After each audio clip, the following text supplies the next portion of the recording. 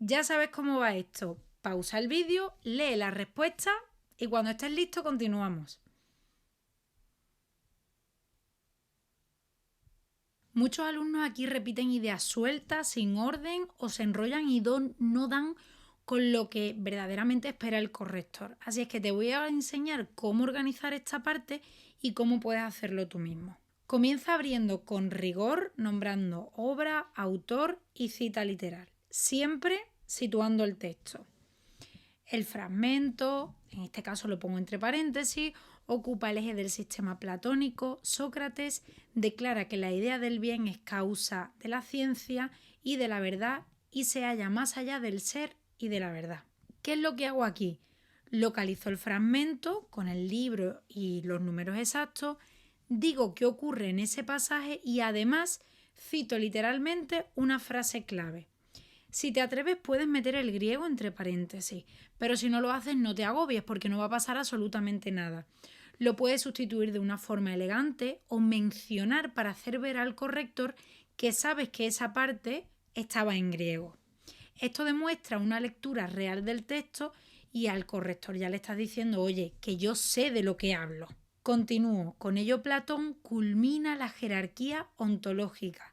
El bien corona todas las ideas y éstas trascienden el mundo sensible. ¿Qué es lo que estoy haciendo aquí? Te estoy mostrando que no basta con decir que el bien es importante. Tienes que ubicarlo dentro del sistema del autor y explicar qué papel tiene y qué consecuencias se derivan de él. Además utilizo etiquetas técnicas como ontológico y epistemológico, que son las que aparecen en los criterios de corrección y que tú las puedes usar fácilmente. Pero eso sí, el consejo es que memorices algunas de estas expresiones y las practiques combinadas dentro de una misma frase para que suene claro. Esto te va a dar mucha solidez y además te permite sonar profesional, no ir improvisando el día del examen. Justo después formulo el problema filosófico. ¿Qué hace verdaderas las cosas y cómo puede el alma conocer la verdad? Y es que esto es clave, no la tienes que dejar implícita. Escríbela en forma de interrogación directa y te garantiza ir sumando en los subcriterios que tiene el corrector. Y justo después de esto, ¿qué viene?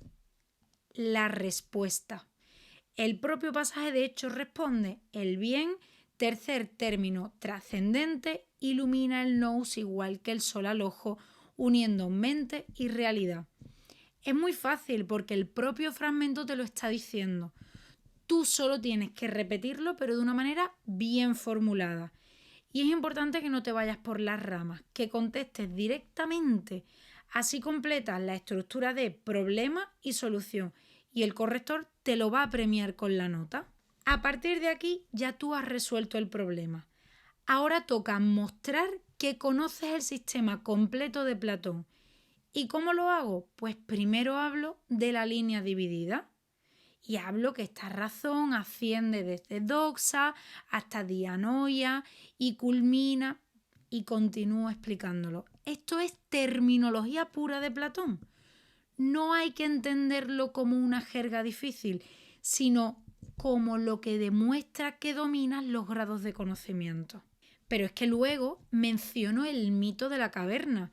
Salir al exterior equivale a contemplar el sol, el bien. ¿Ves lo que hago aquí? Estoy conectando el fragmento con las dos grandes estructuras visuales de Platón. Y esto nos da nos lo va a dar con el esquema de la línea y la otra con las imágenes de la caverna. Estoy conectando a una escala superior. Y después de esto paso al plano educativo.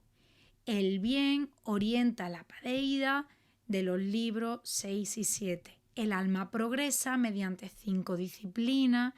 Aquí estoy mostrando que el bien no es solo teoría abstracta, que tiene consecuencias en cómo Platón concibe la formación del alma. Y tú también puedes hacerlo. Te aprendes esas 5 materias no por memorizarlas, sino porque puedes dar ejemplos concretos que el corrector valora como desarrollo técnico. Ahora introduzco una conexión con la ética individual. Las 3 partes del alma alcanzan la justicia interior Y con esto cierro el círculo. Del bien pasamos al alma, de ahí a la educación y ahora a la ética personal. ¿Qué llega ahora? La política. No te la saltes. La polis justa refleja esa estructura.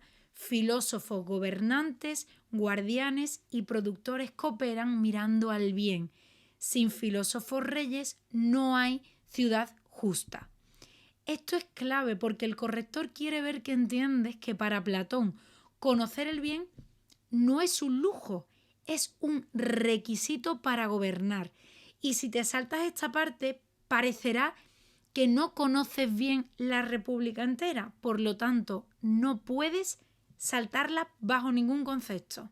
Y ahora aquí doy un detalle más concreto. Instrumentos como la mentira noble o la metáfora de los metales son legítimos si garantizan que el poder permanezca en manos de quienes han visto el bien. Esto añade profundidad y rigor, no solo teoría.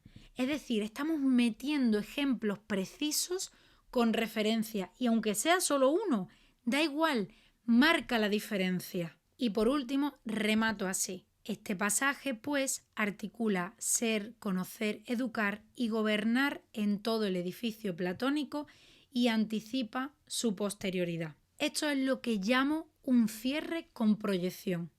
Muestras que el bien no solo es el eje platónico, sino que condiciona toda la filosofía que viene después. Intenta siempre cerrar con una frase que suene fuerte y completa, como si estuvieras envolviendo un regalo y lo que te queda es ponerle el lazo. Si no te atreves con el griego, puedes hacer un apunte, como decir, como dice el texto en griego, según la famosa expresión griega, en lugar de mencionar o describir tal cual la palabra. No es necesario.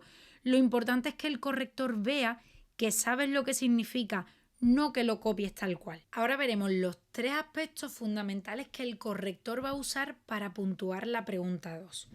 En primer lugar, el criterio 2.1. Un punto entero se lo va a llevar la idea y el núcleo del autor. ¿Cómo arrancas tu respuesta? Pues siempre diciendo algo como: este pasaje sobre el bien refleja la preocupación central de Platón, es decir, una sola frase que pegue la mini tesis del texto con la gran tesis del filósofo y el primer punto va a volar sobre tu nota. El criterio 2.2, otro punto por relevancia dentro del sistema. Aquí demostramos por qué ese tema es decisivo dentro de todo el sistema de pensamiento. Y no basta con repetir la idea, tienes que explicar consecuencias. Por ejemplo, el bien no es un concepto aislado, sostiene la ontología. Es decir, esta frase se trata de demostrar la relevancia y el corrector marca otro punto. Y por último cerramos con el 2.3, medio punto por relaciones cruzadas. ¿Qué quiere decir esto? Nombrar otro diálogo, otra metáfora, otra doctrina que se relacione con esta idea principal. Por ejemplo, en nuestro caso, la línea dividida o el mito de la caverna. Practícalo con cualquier autor y verás cómo estos criterios van a trabajar a tu favor. ¿Cómo lo replicas tú? Muy fácil. Empieza enlazando el texto con el núcleo del autor. Di qué idea aparece en el fragmento y cómo se conecta con el centro de su filosofía. Explica por qué esa idea es clave. Cuenta qué papel juega dentro del sistema del autor, si organiza su teoría del conocimiento, su visión del mundo o su propuesta ética o política. Después conéctalo con otras partes también de su obra. Educación, política, alma, método, lo que refuerce y dé cuerpo al desarrollo. Incluye una obra o una imagen interna. Puedes usar un mito, una metáfora o incluso una referencia concreta del autor para ampliar o incluso dramatizar esa misma idea. Y por último, cierra con una frase redonda. Haz un resumen que recoja la importancia del fragmento y el sistema general del autor. Siempre sigue este orden con claridad y con conectores visibles. ¿Para qué? Para tener la pregunta 2 de 10. Y llegamos a la última pregunta del examen. ¿Cómo se ha tratado este problema en otras épocas? Esta es la respuesta. Toma unos minutos para leerla.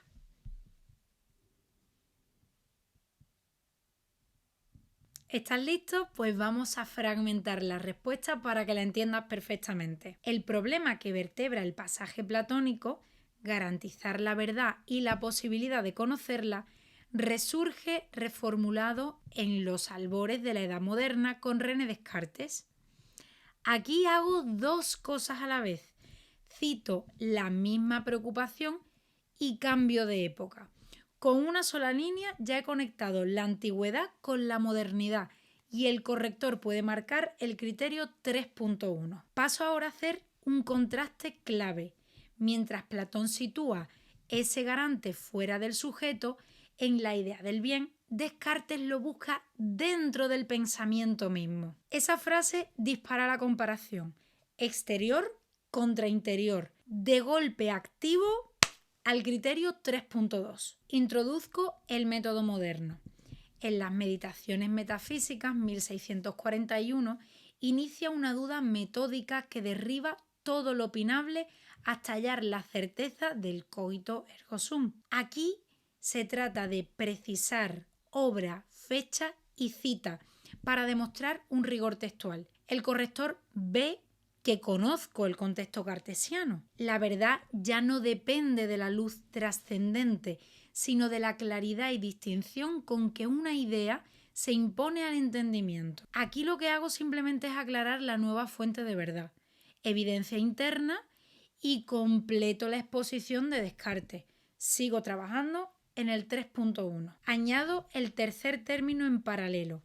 Para que esa evidencia no sea ilusoria, Descartes recurre a Dios, ser sumamente perfecto que no puede querer engañarme. ¿Qué hago con esto? Presento a Dios, garante, función gemela de la idea del bien. Es el puente estructural que ya está sobre la mesa. Hago ahora una comparación funcional. Así, en Platón el bien ilumina y otorga ser. En Descartes, Dios garantiza que las ideas claras coincidan con la realidad. Ahora sí, un espejo perfecto. Esta línea clava el corazón del criterio 3.2, esta comparación que me están pidiendo. Continúa haciendo un contraste de método. Platón propone la dialéctica colectiva que asciende de doxa a noesis. Descartes adopta la introspección individual que reconstruye las ciencias desde el yo pensante. Otro eje de contraste, colectivo contra solitario. Sigo sumando profundidad pero sin alargarme excesivamente.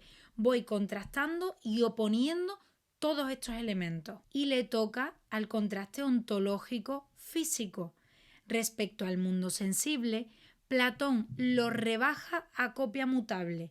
Descartes, tras la veracidad divina, rehabilita la res extensa, reducida a extensión y recogida por leyes matemáticas. Traigo la física cartesiana, muestro cómo la misma cuestión repercute en la visión del mundo. Finalizo ahora con una conclusión comparativa. En síntesis, ambos sistemas exigen un fundamento indubitable, pero divergen en su localización.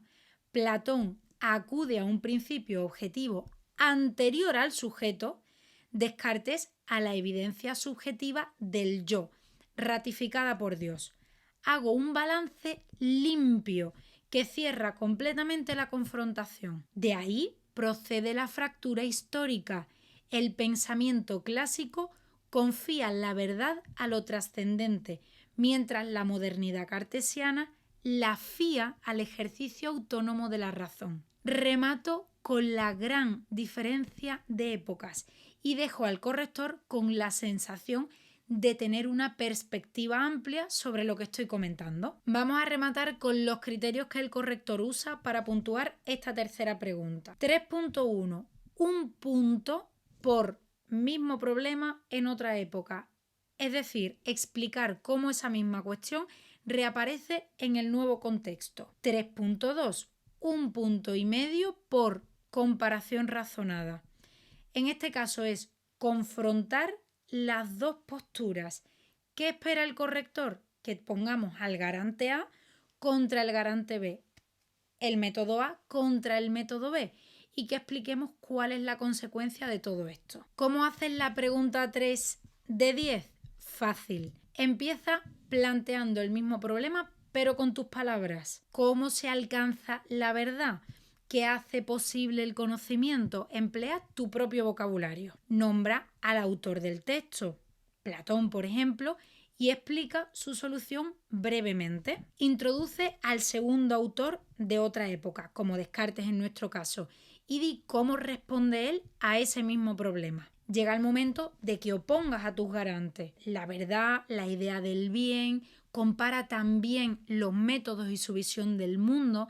Es muy importante que esta comparativa quede clara y que avances en ella punto a punto. Y termina con una frase que cierre.